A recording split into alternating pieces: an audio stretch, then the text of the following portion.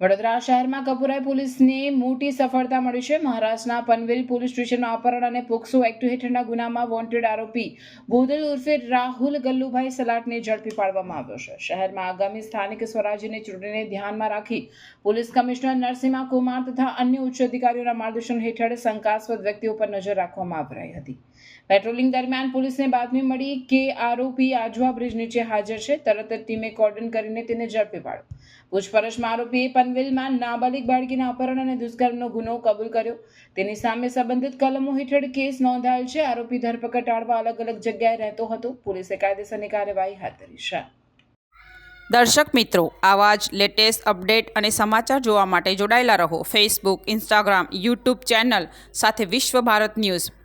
દેશ વિદેશ તેમજ ગુજરાત રાજ્ય, જિલ્લા અને તાલુકા વિસ્તારના તમામ સમાચાર અને જાહેરાત માટે આજે જ સંપર્ક કરો। સામાજિક ધાર્મિક પ્રસંગો, આકસ્મિક ઘટનાઓ અને ગેરકાનૂની પ્રવૃત્તિઓ તથા ભ્રષ્ટાચારની પોલ ખોલવા માટે સંપર્ક કરતા રહો।